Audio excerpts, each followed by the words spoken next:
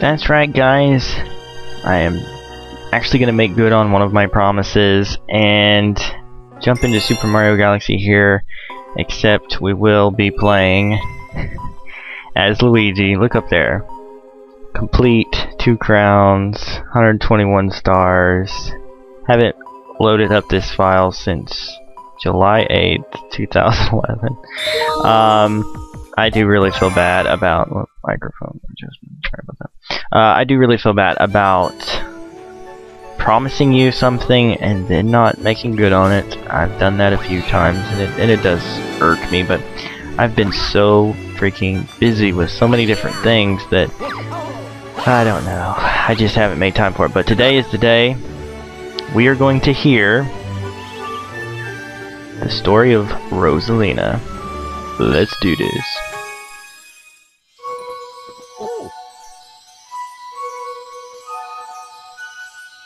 Let us begin.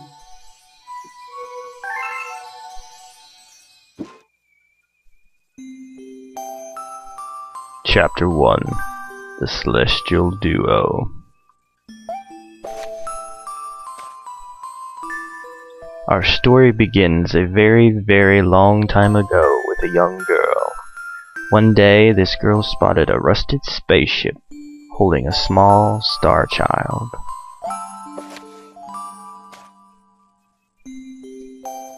"What's your name? Are you lost?" the girl asked the star child.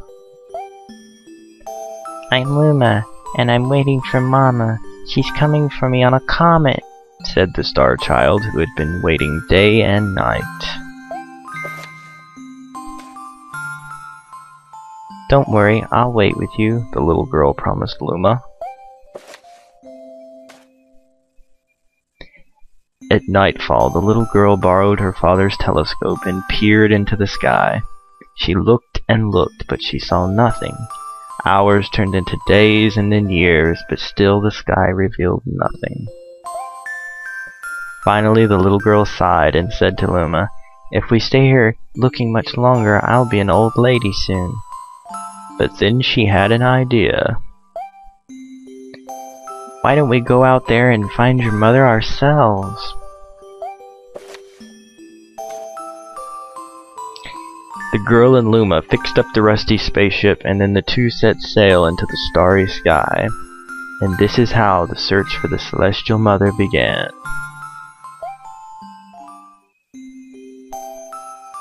Chapter 2. Starbits. Days passed with no sight of the comet or even a single planet.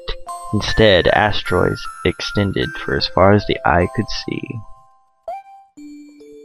"If I had known it was going to take this long, I would have packed more jam," said the little girl above the rumble of her belly. Before they left, she had packed all the essentials: telescope, butterfly net, stuffed bunny, bread, milk, jam, and apricot-flavored tea. But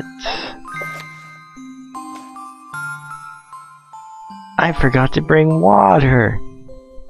At this, Luma burst into gales of laughter, and the girl began to pout.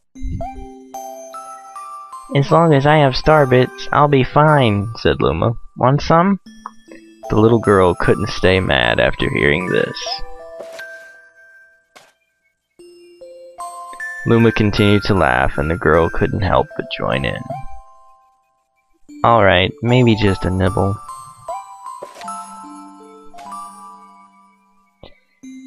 Leaning far out of the ship, the pair began to collect star bits with the girl's net. They almost fell out a few times, but they kept on collecting. The star bits tasted like honey. Chapter 3. The Comet. A beam of light pierced through the ship's window. Thinking it was the morning sun, the girl peered through the window, only to find a turquoise-blue comet shimmering at her. The little girl shook the sleeping Luma awake and shouted excitedly, "We have to get that comet!" The pair descended on the comet and found that it was made of ice. They looked high and low, but Luma's mother was nowhere to be found. Exhausted, the little girl sat down with a flop, utterly unable to take another step. Look! Peering down at the icy ground where Luma was pointing, the girl suddenly noticed clusters of starbits encased in the ice. Pretty good, huh? Finding starbits is my specialty, said Luma, beaming. There's ice here, but it's so warm. I'll bet there's water here, too. The two decided to stay on the comet for a while. Riding the turquoise comet, the pair continued their search for Luma's mother. Chapter 4. The Dream.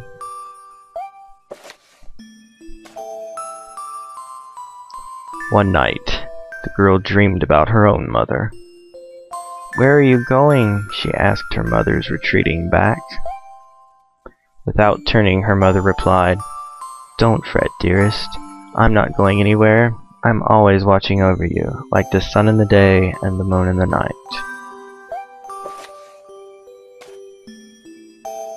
A wave of sadness washed over the girl. What about when it rains and I can't see the sun or the moon? Her mother thought for a moment before responding.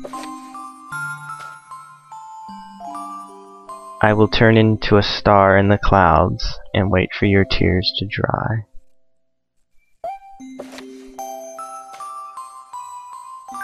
When she awoke, the girl's face was damp with tears.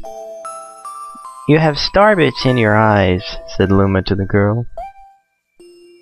Wiping her face, the girl replied, These are tears, not starbits. I'm crying because I'll never see my mother ever again. At this, Luma began to cry too. Mama, oh Mama. The pair traveled through the starry skies, and though they encountered many other comets, not one of them held Luma's mother. Luma was despondent. Now, Luma, the rain clouds won't go away if you keep crying, the girl said, giving Luma a squeeze. I'll give you a present if you stop. The girl closed her eyes and said gently, I'll take care of you. With these words, she felt a small spark in her heart. Chapter 5. Home.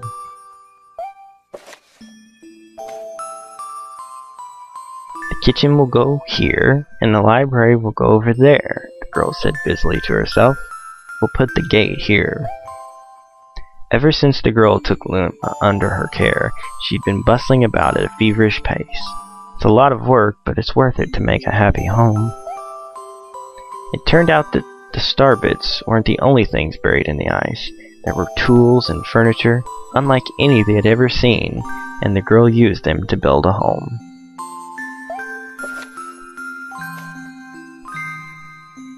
Looking at the completed house, Luma remarked, Don't you think it's awfully big just for the two of us? With a library, bedroom, kitchen, fountain, and gate, it was certainly spacious, but still, something seemed to be missing. If only my father, brother, and mother were here, the girl said wistfully. Indeed, the house was too large for its two small residents. That night, clutching her favorite stuffed bunny close to her heart, the girl fell asleep in the starship. Chapter 6. Friends.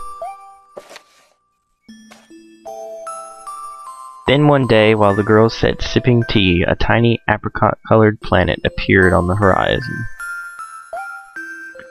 From the planet, another Luma of the same color emerged. Do you two know each other? The girl asked the two Lumas gleefully. Despite the girl's excitement, they seemed uneasy. The two Lumas neither drew closer nor backed away from each other. Instead, they just stared. Then one Luma broke the silence. My mama! At once, the apricot Luma parroted back, My mama! My mama! And they did that a few times. The two Lumas began to dance around the girl frantically, and neither showed any sign of stopping. The girl was so charmed by this adorable scene that she couldn't help but laugh. And that's when something very strange happened. Suddenly, more Lumas began to pop out from the apricot planet. They were different colors, but they all shouted the same thing. My mama. The sight of all the shouting Lumas only made the girl laugh harder. What am I going to do with all these children? The Lumas just stared blankly as she doubled over laughing. I guess we'll have to name each and every one of you. Tomorrow, once she had finished naming them all, she would begin moving all the Lumas into the new house. Chapter 7. The Telescope. After seeing their 100th comet, a sudden thought popped into the girl's head. I wonder if my home planet is still as blue as it was. That's when she remembered her father's telescope. Peeking into the telescope, a tiny blue dot floated into sight. It was smaller than a star bit. How strange, it's so far away, but it feels so close.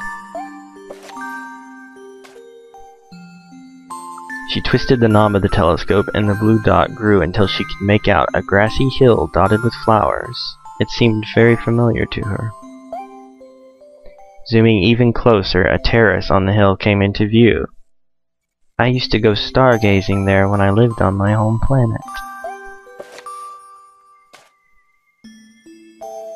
She remembered rubbing the sleep out of her eyes as she followed her father up that hill to look at the stars. She remembered how she and her brother would sled down that hill. She remembered having picnics with her mother on that hill on bright and windy days. And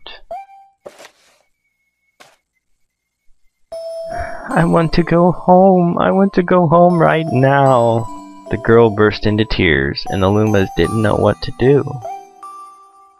I want to go home. I want to go back to my house by the hill. I want to see my mother. The girl was shouting now, her face wet with tears. But I know she's not there. I knew all along that she wasn't out there in the sky because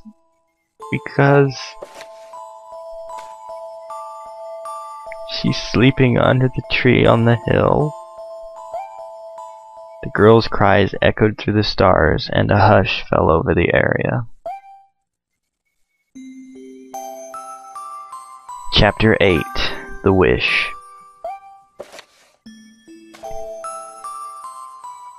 Though usually quite cheery, one day the girl became sad again. Luma drew close and tried to comfort her. Mama, you still have me. And don't be sad about your mama because she's a part of you. That means she's always close by. It's like me. I love starbits because they remind me of my mama. No, no, the girl said, unable to stop the tears. A lonely look flickered across Luma's face, but it was soon replaced by a wide grin. I have an idea. I will transform into a comet, a soaring comet that can carry you all on this journey.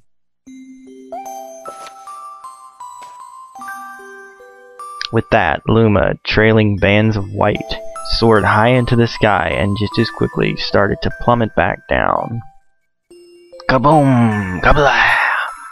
The ground shook and a bright light poured out of the crater that the Luma had created.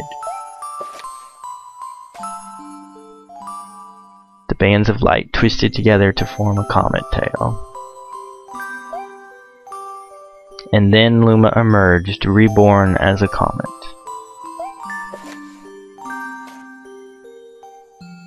The girl could scarcely believe her eyes. But how? She kept asking. Our destiny as Lumas is to transform into different things, said a red Luma who had suddenly appeared. Stars, comets, planets, we can become all of these things. When I grow up, I want to become a star that makes someone special smile, said a green Luma. A blue Luma chimed in. That Luma turned into a real cutie of a comet, didn't he? All the Lumas together said, "No more crying, Mama." "Thank you," said the girl in a whisper, and she pulled the Lumas close and hugged them. From that day on, starbits no longer fell from the girl's eyes. The comet set forth for the girl's home planet, its long tail blazing proudly behind it. Final chapter. Family. With its many lumas and telescopes, the comet was quite a sight to behold. The girl and the lumas were proud to call it home. At a welcoming party for a new luma, the girl gathered everyone in the kitchen and said in a louder voice than usual, "All right, everyone, let's make a cake sprinkled with starbits. Then it will be a star cake." The lumas excitedly began to gather the ingredients. As she watched the lumas scurry about, the girl smiled and thought to herself, "This is my family now, and I will stay with them until they're ready to leave the nest. And when they do leave, I'll see them off with a smile.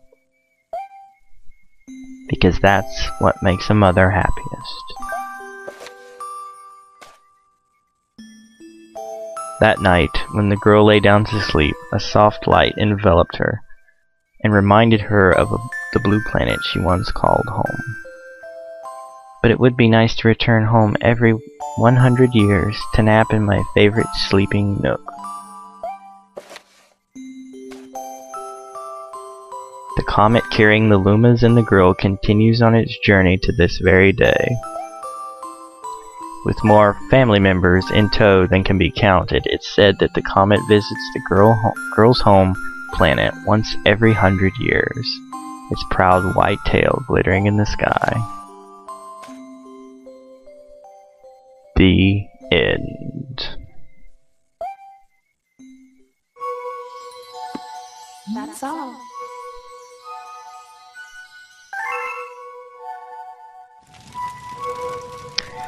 Well, there you have it. That is Rosalina's story.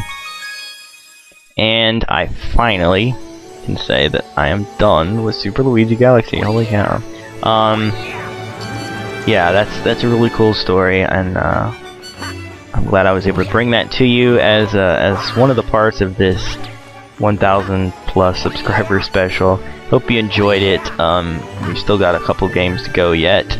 I'll probably break this into a separate part though, so that it can be with the Super Luigi Galaxy stuff. Anyway, you may be wondering too, why is there no part 1 of this LP? Well, that again was YouTube's fault. They decided that there was something in the first one that they didn't like, copyright wise. Some music I used at the beginning.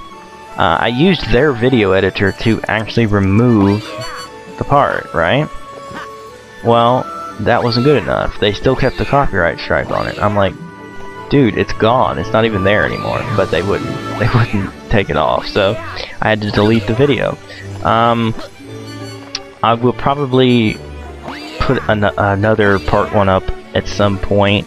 I was thinking that what I would do, since the resolution was so messed up for the first 4 episodes, was that I would record all of them into sort of one lump and put it up as a video at some point, but not just yet.